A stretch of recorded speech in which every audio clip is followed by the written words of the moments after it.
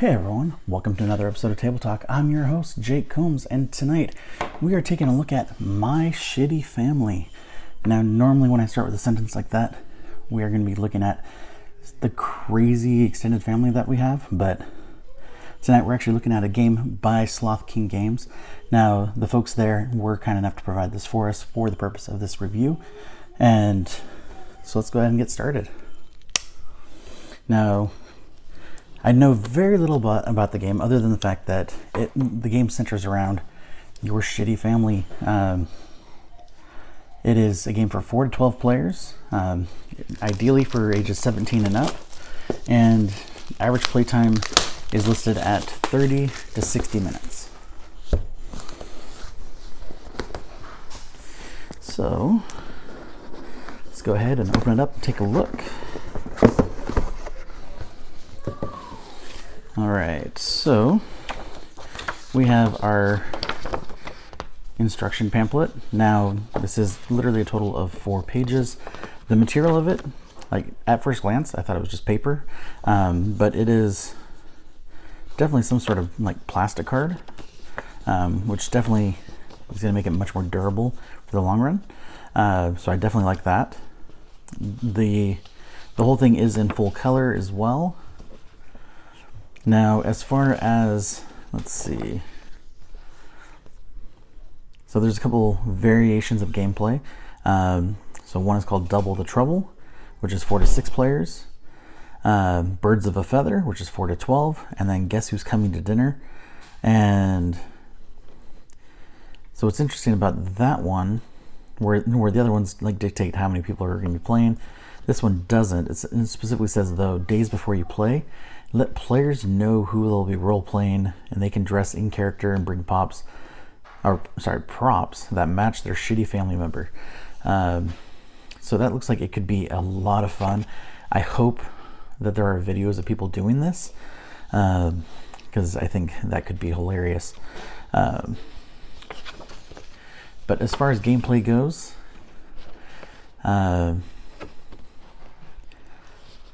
actually, let's see. So what's in the box? It specifically says there are the character cards, which is 12 different characters. My Shitty Habit cards. Hidden trait cards, and then My Shitty Topic cards. Now with the hidden trait cards, there are 12 hidden traits, one for each shitty family member. And then with the, let's see, Double the Trouble, everyone starts with 2 of those instead, which is why the game is meant for 4 to 6 players instead of the 4 to 12. And let's see, there's also second helping tokens, and then card stands, and then the score pad. So here's the score pad. Kind of reminds me of like the Clue score pads. So with it, I mean, just at a glance, looking at this, you know, again, having not read the instructions, but looking at it, you know, based on the fact that it reminds me of the Clue scorecards as well, I'm guessing your goal is to identify whose hidden trait, or which hidden trait is with which family member.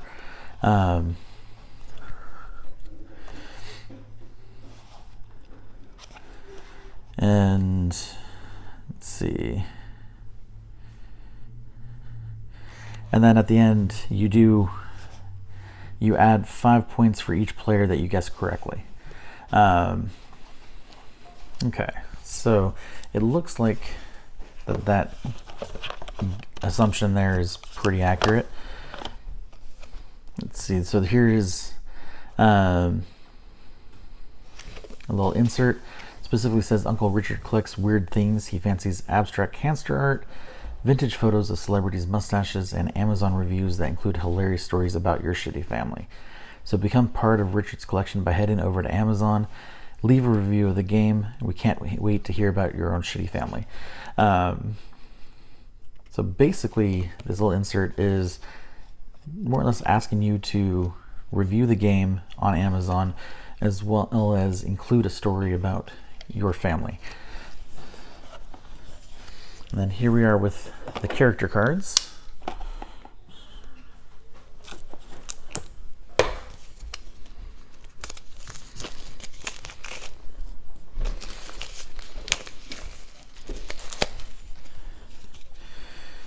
All right, so we have Friggin' Susan, Cousin Maria, Aunt Lisa, Fat Jerry, Grandma Helen, Uncle Richard, which we just saw on that little insert, Cousin Emily, Uncle Frank, Cousin Dale, Cousin Carlos, Grandpa Ralph, and Aunt Deb. So those are the 12, and then so the first thing for gameplay, it does say the oldest family member, Grandpa Ralph, draws the first topic card and reads it out loud, placing it face up in a linear discard pile. And then if he's not in play, then you pick the oldest person playing. If it is a regular topic card that gets drawn, starting with the person on the left, going clockwise, share an opinion or anecdote regarding the topic. If instead of a topic, a family challenge is written, follow the directions written on the card.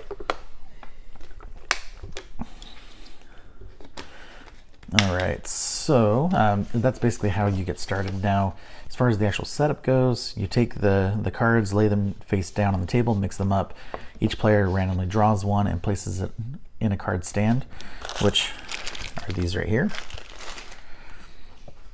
And so what we're going to do is we're going to see how simple or how difficult these are to actually put in the stands. Now, the quality of the cards themselves, pretty solid. Nice thick card stock there.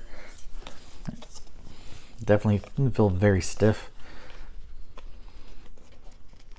but they do feel like, they are kind of like a paper material.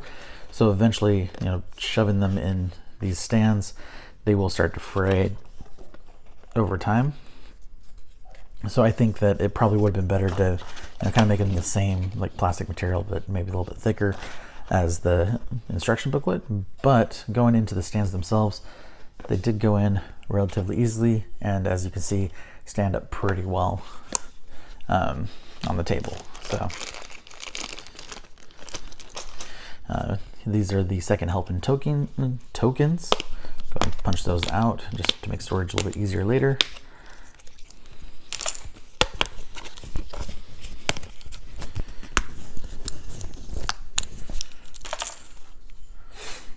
All right, and then you shuffle the 12 hidden trait cards, and each player must randomly draw one, memorize it, keep it face down in front of them. It will help shape their viewpoint and affect how you role play during the topic discussion. So not only are you trying to guess what their hidden trait is, you actually have to act it out in some way, which, looking at some of them, it sounds like it can get downright offensive at times, depending on who you have playing them. Like as an example, one of the ones that I saw on the back of the box was being a racist or mildly racist. And we have our 3 stacks of cards. Now we do have a nice little insert here. I'm just going to pull it out, see if there's anything underneath. All right, so nothing underneath there. All right, and then I'm going to go ahead and put these tokens back inside. The stands in their little cubby. All right, so we're going to go ahead and open up this stack of cards first.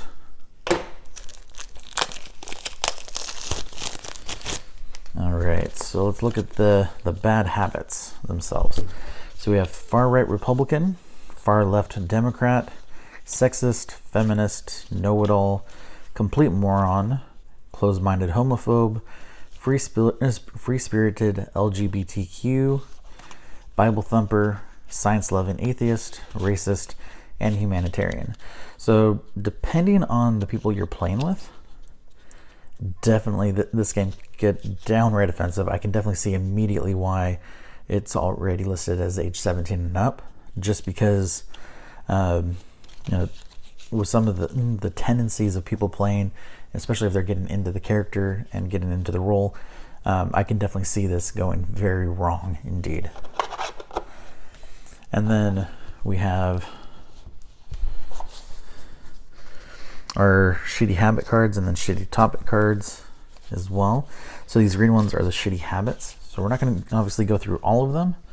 And then the rest of these are all the shitty topic cards. So we're going to go ahead and put those back in here because we're not going to go through all of them. But so for some of the shitty habits, there's 60 cards total.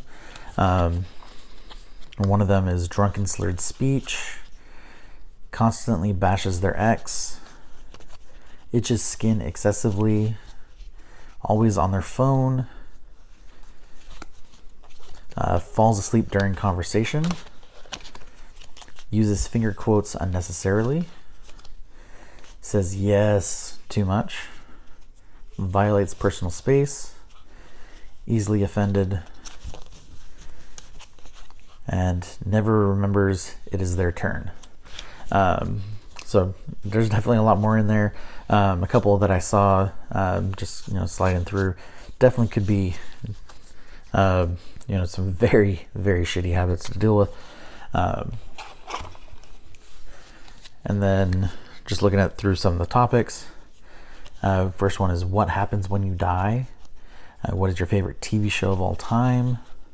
Food stamps, the death penalty, waffles, school uniforms. So a lot of things that could be discussed and could be absolutely hilarious to have those conversations as these characters. So basically what you're doing is after you do the hidden traits, you shuffle the shitty habit cards. Each player randomly draws one and places it face up in front of them. If during gameplay they are observed doing this habit more than once, they are awarded extra points at the end of the game. So like the one where they're always on their phone, while you're playing the game, it's basically supposed to be on your phone doing something, and be caught doing it multiple times. Then you take the stack of shitty topic cards, shuffle them, and then face down in the center of the table. Each round a card from this pile is drawn, read aloud, and placed face up next to the original pile. And then pass out one score sheet per player and have them basically discreetly place a star where their family member's name lines up with their trait. Optionally, they may use an X. They may X out that secret for all other family members as it is used only once. And then, so during gameplay, we've already established the oldest person goes first. And then, so if a topic card is drawn, you discuss that topic. If the challenge is written, then you follow the directions written on the card, which none of the ones that we actually flipped through had those. After the topic has been discussed by everyone, give all players a moment to review their scorecard and make any notes that they may have observed. Performance points, called second helpings tokens, are now awarded, again starting with the person who drew that round's topic card.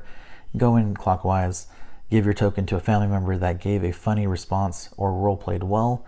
Once all tokens have been passed out, tally the number of second helpings you earned and pass them back to the original owner. Play continues in this pattern for a total of 10 topic cards or challenge cards.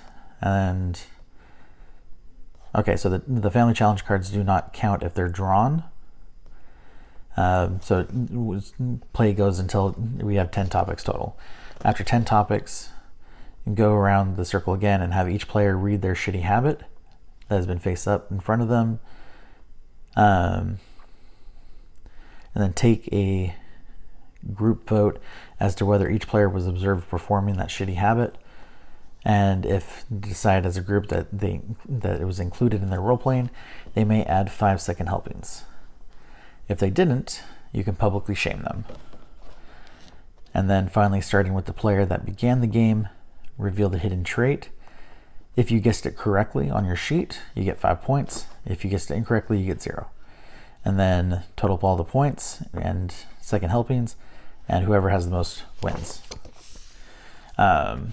So it does have some tips on here as well, as far as like how to get into character, using accents and mannerisms, making it more believable. And it does remind you not to take offense to those conversations. Specifically saying that the company loves everyone, flaws and all. It's meant to help everyone laugh at social stereotypes and enjoy each other's company. Chances are you will have to role play a personality much different than your own. And then, try not to be too blatant with your opinion anecdotes. You don't want to tip your hand and give your hidden trait away too easily. And don't be a complete asshole. There are some lines, even when role playing, that shouldn't be crossed.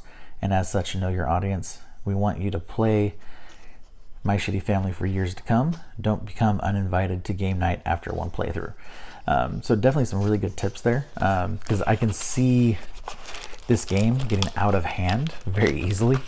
But overall, it looks like it's going to be a lot of fun. It definitely has a lot of potential to be a great game. It's just a matter of whoever you're playing with, and making sure that they don't take things too seriously, and everyone is still able to have a good time. So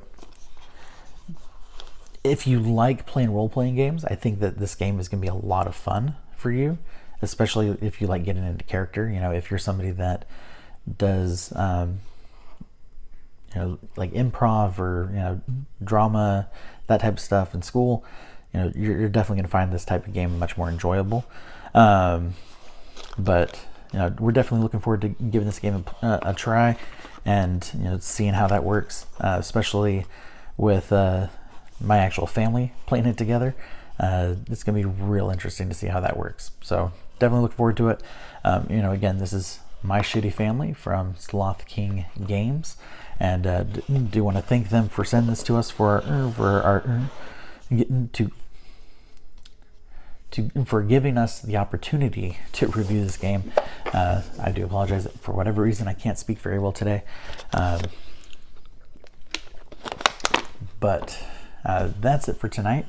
Thank you guys as always for watching, and I hope you have a great night. Thank you.